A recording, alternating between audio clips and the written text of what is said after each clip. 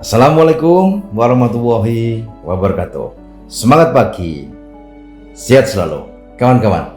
Saya kali ini akan bicara tentang problematika jumlah dan distribusi dokter di Indonesia. Ini perlu saya sampaikan supaya kita mendapatkan pemahaman yang lebih komprehensif tentang jumlah dan distribusi dokter Indonesia berdasarkan data yang terbaru. Data yang saya dapatkan bersumber dari KKI, kemudian dari PBID, kemudian dari Profil Kesehatan Indonesia tahun 2021 yang diterbitkan oleh Kemenkes, kemudian BPS, data berikutnya saya dapatkan dari AIPKI, kemudian dari KDI, dan kemudian dari sebuah laman yang membicarakan tentang pendapatan seorang dokter muda. Kawan-kawan, kalau saya lihat di laman KKI, jumlah dokter di Indonesia, dokter umum itu ada 165.453. Dokter spesialis 49.425. Sehingga total dokter umum dan dokter spesialis adalah 214.879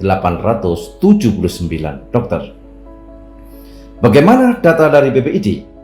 BPID menunjukkan bahwa ada dokter umum 159.810, dokter spesialis 44.682 dokter, sehingga total dokter umum dan dokter spesialis yang terregister di ID adalah 204.492. Nah, bagaimana dengan data dari Kemenkes? Saya mencoba mencari di internet tentang data dari Kemenkes ini, dan saya mendapatkan dari Profil Kesehatan Indonesia pada tahun 2021. Di situ ada satu tabel yang menyebutkan bahwa total tenaga medis yang terdaftar 173.707. Ini meliputi dokter spesialis, dokter umum, dokter gigi spesialis, dan dokter gigi. Dan dikatakan bahwa dokter umum adalah 60%-nya dan dokter spesialis adalah 24%-nya. Sehingga kalau saya bicarakan dari sini, terlihat bahwa jumlah tenaga dokter itu menurut data ini adalah 149.913 dokter. Kalau kita bandingkan antara yang terdaftar di Kementerian Kesehatan yang ada dalam buku ini dibandingkan dengan di KKI, kelihatan jauh. Juga dibandingkan dengan PBID juga jauh. Sehingga hal ini perlu kita perhatikan secara tersendiri. Nah, ini saya mendapatkan tabel ini dari Profil Kesehatan Indonesia pada tahun 2021 ya, di mana dikatakan total tenaga medis 173.707 yang meliputi dokter dan dokter gigi, sehingga dokter umumnya 60%, dokter spesialisnya 25%. Total menurut angka ini adalah 145.913 dokter. Maka dibandingkan dengan KKI yang 214.878 dan ID yang 204.492, tentu 145.913 ini beda sangat jauh. Mari kita tengok bagaimana distribusi para dokter. Kita lihat di sini, sahabat sekalian, bahwa untuk dokter umum kita lihat per wilayah atau per provinsi, bahwa paling banyak memang ada di Jawa Barat, yaitu 21.454. Kemudian di DKI Jakarta 21.058. Kemudian di Jawa Timur dokter umumnya ada 15.728. Kemudian di Jawa Tengah ada 14.064. Kemudian disusul ada Sumatera Utara 8.491. Kemudian ada Banten 6.847. Kemudian ada Sulawesi Selatan 5.857 dan disusul oleh Banten, Bali, Riau, dan Langro, Aceh, Darussalam. Jadi distribusi ini saya menggunakan data-data dari PBID karena tidak setinggi KKI selisih 10.000 dan berbeda dengan dari Kementerian Kesehatan. Data-data ini tentu bisa dirunut dengan mudah di laman KKI dan dari PBID. Bagaimana dengan distribusi dokter spesialis? Kita lihat sini kawan-kawan, bahwa paling banyak spesialis itu tinggal di Jakarta, bekerja di Jakarta. Total spesialis yang ada di Jakarta itu 8.290 orang. Kemudian di Jawa Barat ada 5.731. Kemudian dokter spesialis di Jawa Timur 5.694. Berbagai macam spesialis. Disusul dengan Jawa Tengah 4.363, kemudian disusul oleh Sumatera Utara. Spesialis yang di sana adalah 2.305. Kemudian disusul Sulawesi Selatan 1.816, Banten 1.704, dan Bali 1.669. Kemudian disusul oleh provinsi yang lain. Terlihat bahwa memang di Jawa, kemudian di Sumatera Utara dan beberapa provinsi lain termasuk Bali, memang tempat tinggal yang paling disenangi para spesialis. Nah, jumlah spesialis di Indonesia saat ini adalah 44.682 orang dan tersebar di 37 jenis keilmuan. Masing-masing ini mempunyai perhimpunan tersendiri.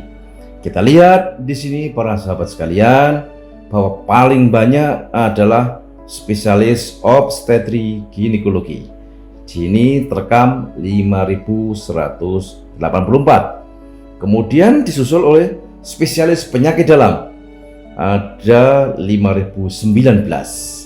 Kemudian disusul oleh spesialis anak 4.771. Kemudian ada bedah umum sebanyak 3.467. Kemudian disusul oleh bedah yang lain seperti bedah ortopedi, traumatologi. Namun di sini ternyata untuk spesialis anestesi dan reanimasi jumlahnya juga sudah mencapai 2.893. Ada spesialis saraf 2.410, kemudian spesialis mata 2.371, dan tentu akan semakin berkembang dokter-dokter spesialis ini, dan semoga seiring waktu makin banyak jumlahnya. Nah, sekarang kawan-kawan mari kita lihat rasio dokter dan jumlah penduduk di Indonesia. Nah, saya menggunakan data jumlah penduduk dari BPS. Ya. Jumlah penduduk Indonesia saya ambil tahun 2021 ini adalah 272.682.500 jiwa. Ya, 272 juta lebih. Ya.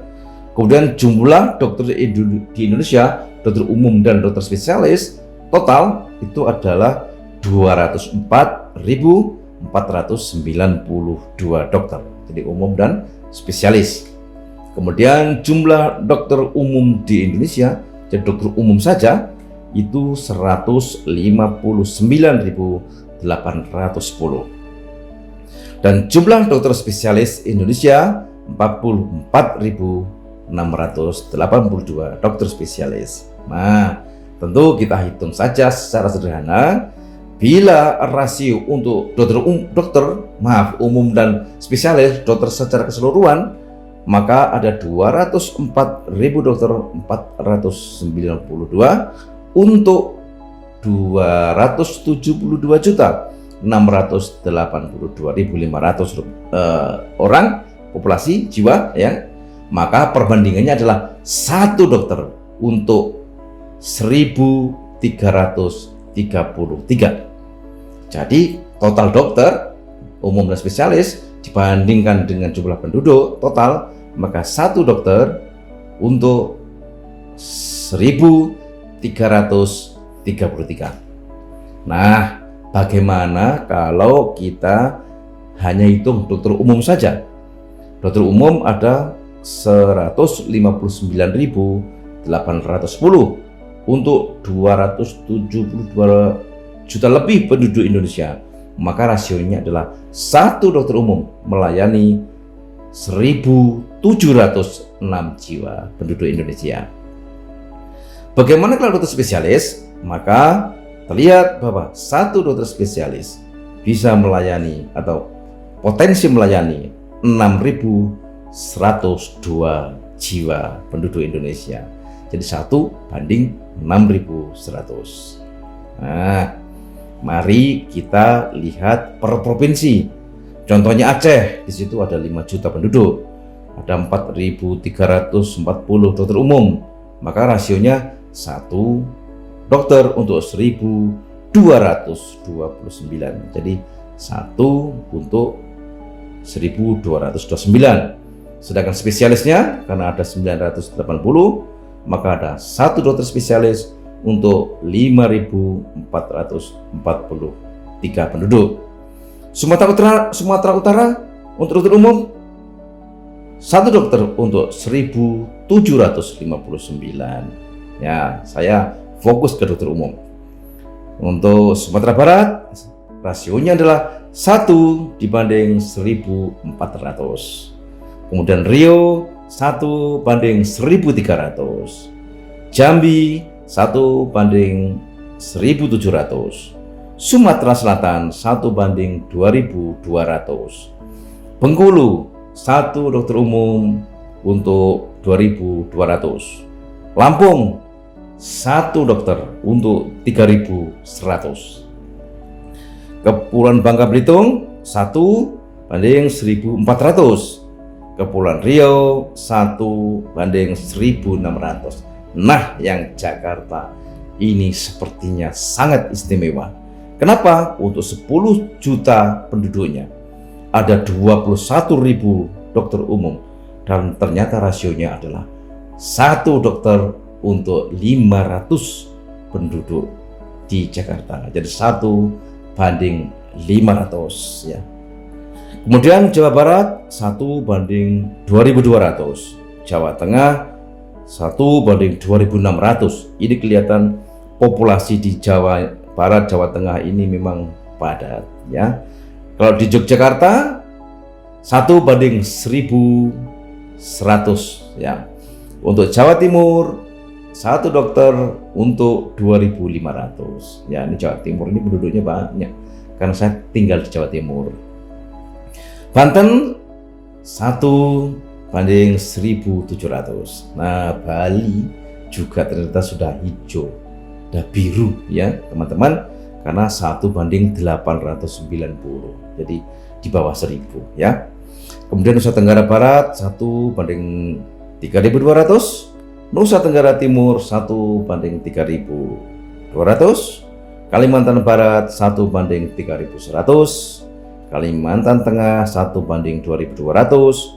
Kalimantan Selatan 1 untuk 2.200. Kalimantan Timur 1 untuk 1.400. Kalimantan Utara 1 untuk 1.600. Dan Sulawesi Utara ternyata juga 1:920. Jadi mirip Bali, mirip DKI Jakarta. Sulawesi Tengah 1:2.500. Sulawesi Selatan 1:1.500. Sulawesi Tenggara 1 untuk 2.300. Gorontalo 1:2.400. Kemudian Maluku 1:2.400. Kemudian Maluku Utara 1:2.100. Papua Barat 1:1.400 dan Papua 1:2.600. Kalau lihat perbandingan ini, seluruh provinsi mempunyai kemiripan, di mana di luar Jawa dan di Jawa juga rasionya sekitar itu. Nah, sahabat sekalian, bila asumsi rasio terbaik adalah 1 untuk 1000, ya 1 dibanding 1000, berarti di Indonesia memerlukan 272.000 dokter umum. Ya. Saat ini sudah ada 204.492 dokter secara total. Maka kekurangannya adalah 272.000 dikurangi 204.000, maka kekurangan Indonesia untuk memperoleh rasio 1:1000 masih memerlukan 67.500-an dokter. Ya. Jadi kita masih kurang dokter 67.508 untuk memperoleh rasio 1 dokter untuk 1000 penduduk. Nah, potensi solusinya apa?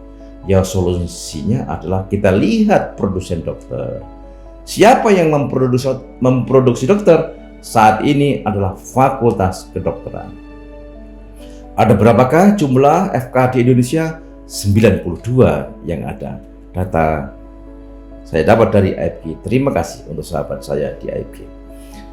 Ternyata ada 92 fakultas kedokteran di Indonesia, negeri dan swasta. Nah, ternyata yang paling banyak ada di Jawa Timur.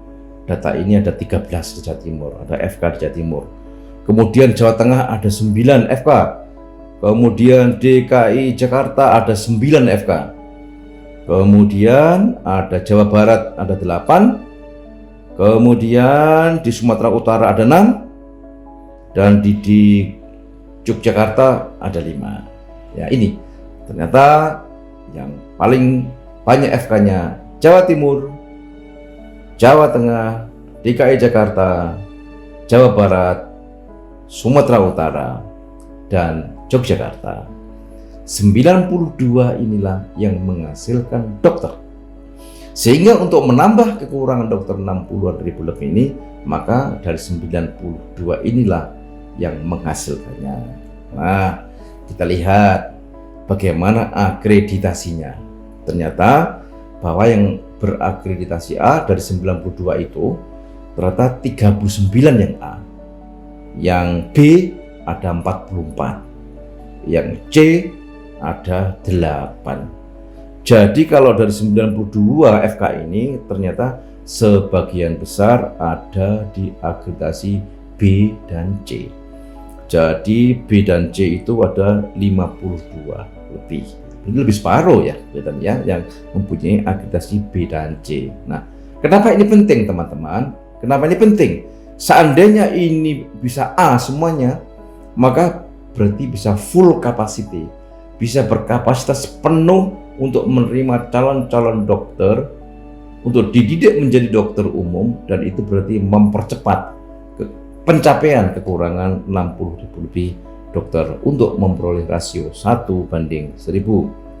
Nah, kita lihat ini bahwa yang tersebar ini adalah data-data yang kita perhatikan agar apa? Agar center-center mana saja yang bisa menjadi fokus kita untuk mendidik dokter spesialis. Kalau dokter umum sudah jelas ada 92 FK, maka inilah yang ada 352 prodi yang bisa dididik di Indonesia di beberapa provinsi ini. Ada 17 provinsi yang bisa atau menjadi center pendidikan spesialis. Di situ ada 352 prodi. Dan tentu ini sangat baik kalau bisa dioptimalkan, bahkan dimaksimalkan agar bisa memperoleh jumlah dokter spesialis yang diinginkan. Nah, pertanyaan berikutnya adalah berapa lama sih kekurangan dokter ini bisa dipenuhi?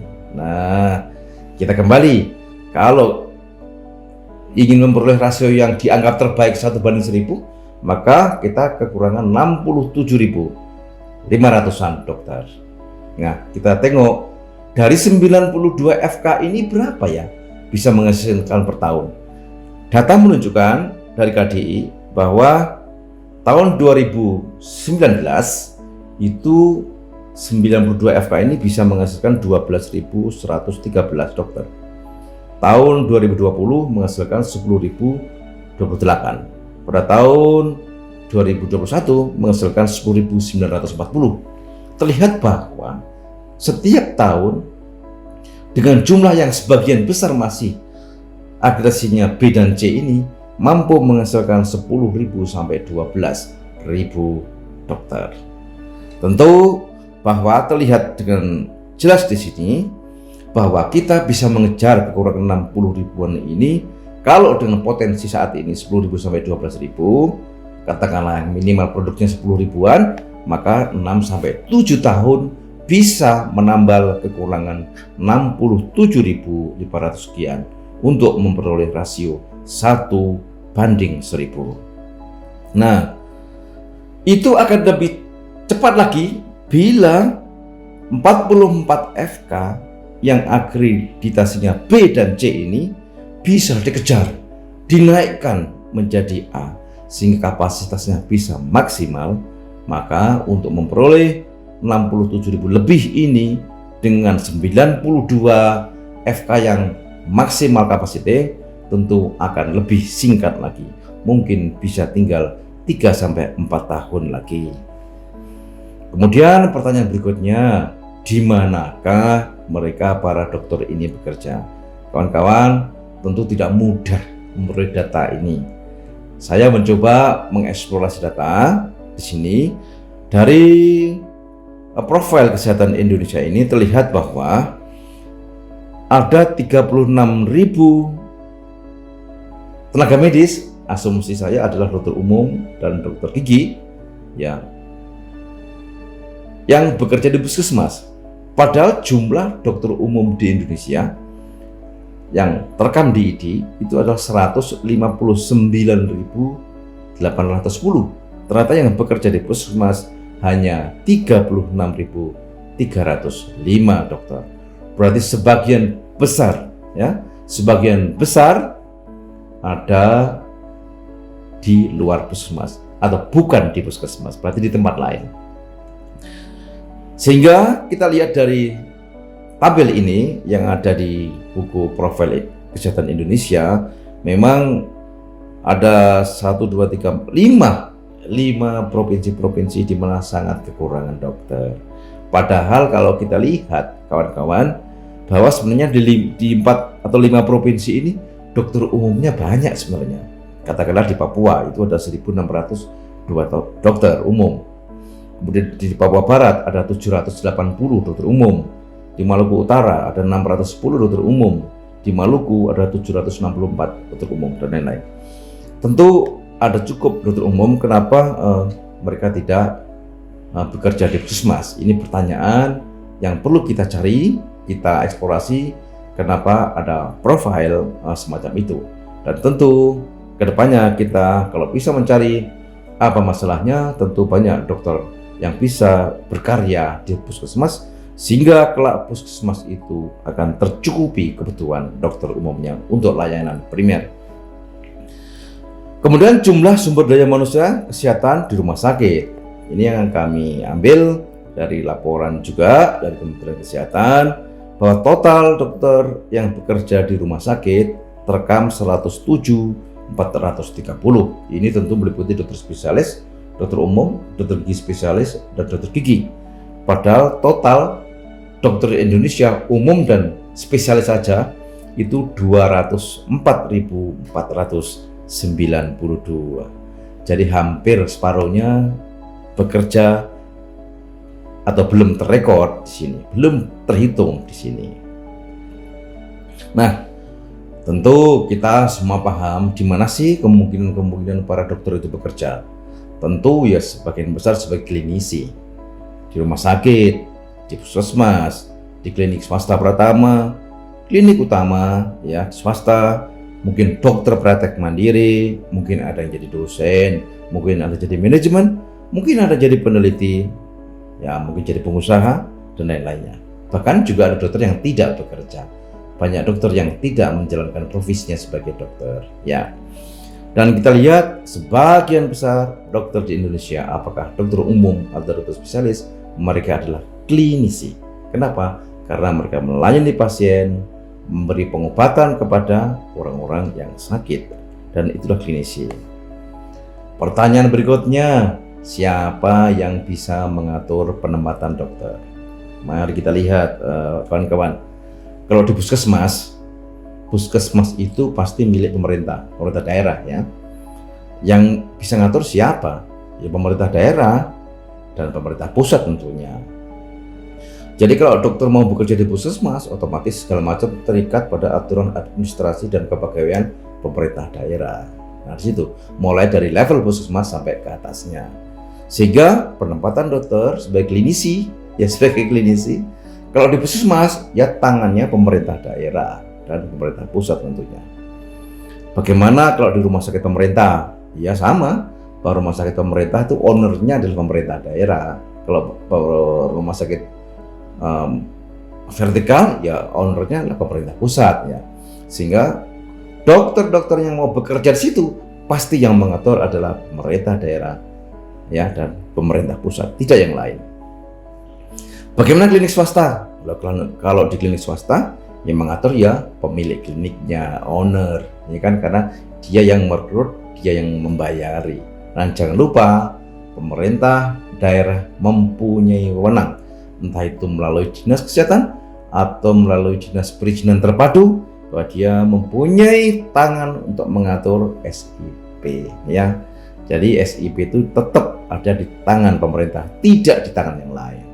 Jadi kalau sahabat sekalian mau ngurus SIP, tentu bahwa itu adalah ada di tangan pemerintah daerah penentunya ya. Bagaimana kalau rumah sakit swasta? Sama dengan klinik swasta yang mengatur ya pemilik, owner, manajemen, karena dia yang merekrut dan dia yang membayari ya. Namun ingat bahwa itu tidak cukup, dia harus ke pemerintah untuk mengurus izin prakteknya. Jadi boleh atau tidak boleh, pemerintah juga yang menentukan. Kalau pemerintah tidak memberikan SIP, ya tidak bisa bekerja di situ. Maka boleh dikatakan finalnya pengaturan dia bisa bekerja atau tidak di situ ada di pemerintah daerah dalam hal ini, tidak di yang lain. Bagaimana kalau dokter praktek mandiri? Sebagai klinisi praktek mandiri, ya dia sendiri yang atur. Namun tetap saja dia tidak bisa bekerja tanpa izin dari pemerintah dalam bentuk SIP. Jelas sahabat sekalian bahwa penempatan dokter memang bervariasi oleh pemerintah, oleh pemilik klinik, pemilik rumah sakit, atau dia sendiri bila mandiri, namun tetap mempunyai otoritas pemerintah, entah itu pemerintah daerah ya, terutama di situ, bisa juga pemerintah pusat untuk mengatur penempatan, administrasi kepegawaian, karirnya, dan SIP-nya. Sangat jelas di sini. Nah, tentu pertanyaan yang terakhir ini susah. Saya juga sukar menjawabnya. Berapa pendapatan dokter umum? Nah, kalau ditanya tentang gaji memang sukar menjawabnya para sahabat sekalian ya. Saya melihat ada suatu tabel yang menarik, tapi sudah agak lama pada tahun 2019. Tapi saya cross check dengan yang lain, ada kemiripan hingga yang tahun-tahun yang terakhir. Di situ dikatakan bahwa distribusi peserta di FKTP. Ternyata di puskesmas itu ada 10.015 puskesmas yang bekerja sama. Dan total pesertanya 157.417.37 jiwa. Berarti untuk satu dokter di puskesmas melayani 15.713. Wow, banyak banget. Satu dokter melayani 15.713. Banyak ya, ini banyak ini data ini. Sehingga kalau kita lihat biaya kapitasi terbanyak mana? Pasti di puskesmas, karena memang jumlahnya banyak, kapitasinya juga banyak, sehingga nominal tagihannya juga pasti terbanyak. Satu dokter yang bekerja di puskesmas melayani 15.713. Bagaimana kalau dokter praktek perorangan? Ternyata untuk DPP atau DPM ini ada 5.254 yang bekerja sama, dan jumlah pesertanya 9.378.000-an. Sehingga untuk dokter praktek perorangan ini, satu dokter melayani 1.700-an, tepatnya satu dokter 1.785. Jadi 1 banding 1.700 ya. Bagaimana untuk klinik pertama, ya termasuk miliknya TNI Polri, ini jumlahnya ada 6.600-an dan jumlah pesertanya 25.366.000 dan satu dokter di sini kita dihitung dari tabel ini melayani 3.802. Jadi 1 banding 3.800. Bagaimana kalau rumah sakit tipe D pertama? Ini tidak banyak, hanya 32 rumah sakit tipe D pertama dan jumlah pesertanya 141.014. Sehingga dokter yang bekerja di sini satu dokter melayani 4.400-an. Kalau dokter gigi, ya satu dokter gigi melayani 6.900-an. Kawan-kawan, terlihat di sini bahwa memang puskesmas mendominasi, baik dalam total kapitasi ataupun rasio dokter, di mana di puskesmas satu dokter melayani 15.713. Nah, bagaimana pendapatannya ya? Saya hitung secara matematika sederhana saja. Kalau pendapatan kapitasinya seorang dokter praktek mandiri itu dia dapat peserta 1.785 orang, maka pendapatan total per bulan dia adalah 1.785 dikalikan 8.000, sekarang naik jadi 8.800, dan tentu itu ada hitung-hitungan tersendiri kawan-kawan ya. Sehingga saya gampangnya saja 1.785 peserta dikalikan sekitar 8.000, maka brutonya per bulan dia dapat 14.280. Biaya ini akan dikurangi oleh operasional. Untuk apa? Obat, staf yang membantu, listrik, air, dan lain-lain.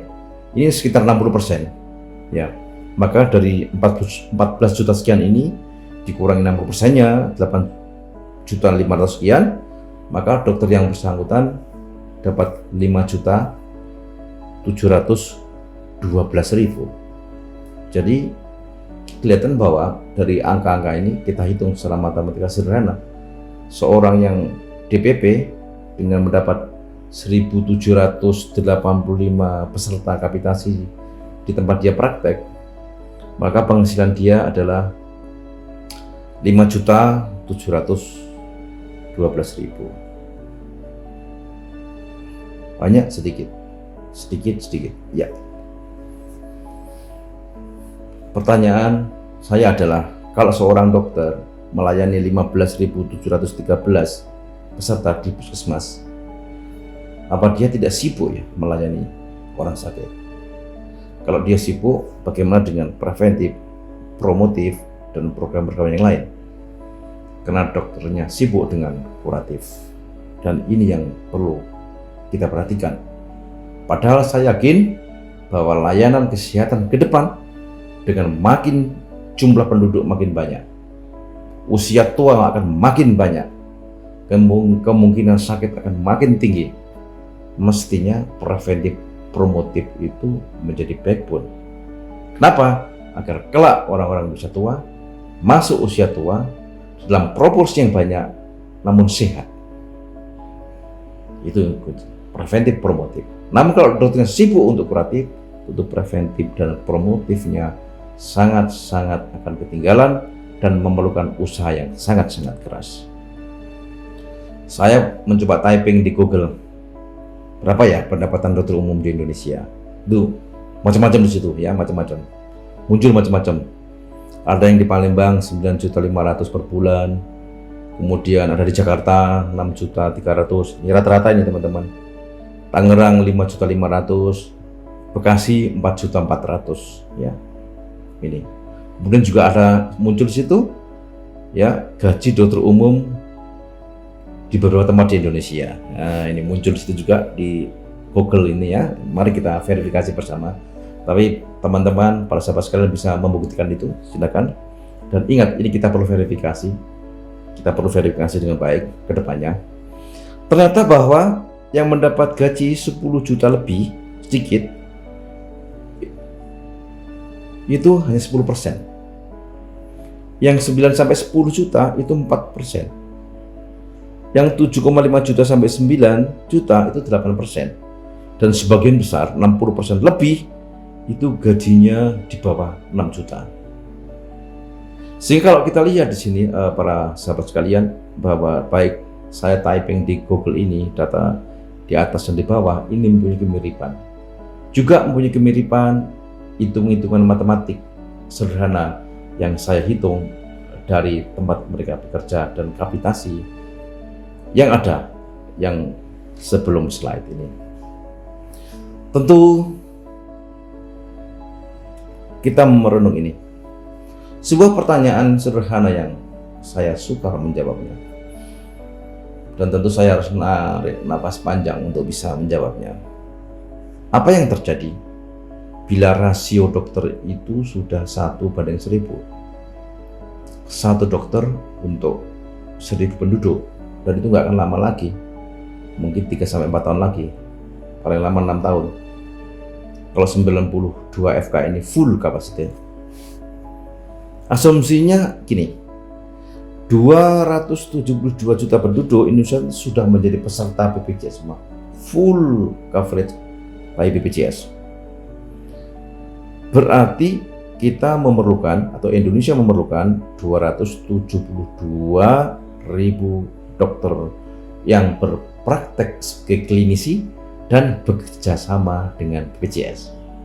Ya, karena kalau semua sudah BPJS, ya tentu sangat sedikit sekali orang-orang yang mau membayar sendiri karena memang dia tercover oleh BPJS. Berarti ada 272.000 dokter yang bekerja sama dengan BPJS. Asumsi saya adalah bagaimana kalau BPJS bermurah hati mendistribusikan peserta ini sama rata ke dokter. Ada 272.000 dokter, maka setiap dokter akan mendapat 1.000. Iyalah, karena 1:1000. Maka 1 dokter akan mendapat 1.000 peserta BPJS. Kalau sekali lagi saya bulatkan angkanya 8.000 per peserta, maka setiap bulan brutonya adalah 8 juta. Dan tentu saja kembali lagi bahwa dengan bruto 8 juta per bulan, maka si dokter akan mendapatkan pendapatan untuk keluarganya, untuk istrinya, untuk anaknya, untuk hidupnya, untuk menyekolahkan anaknya, hanya 4 juta per bulan. Ya. Tentu asumsi saya ini, pertanyaan imajiner ini perlu kita renungkan bersama agar kita bisa memperoleh solusi yang tepat bila sudah tercipta 1 dokter untuk 1.000 penduduk. Saya hanya titip pesan para sahabat, kesehatan bangsa adalah masa depan sebuah bangsa. Sangat mudah menghancurkan suatu bangsa dengan merusak kesehatan dari masyarakatnya. Kata Billy Graham, kalau uang hilang bisa dicari, tidak apa-apa, cari lagi. Namun kalau kesehatan itu hilang, kita sakit, ada sesuatu prinsip, hal sangat penting yang kita akan kehilangan. Namun kalau karakter kita sebagai orang baik itu hilang, kita akan kehilangan semuanya. Terima kasih. Semangat pagi. Sehat selalu. Wassalamualaikum warahmatullahi wabarakatuh.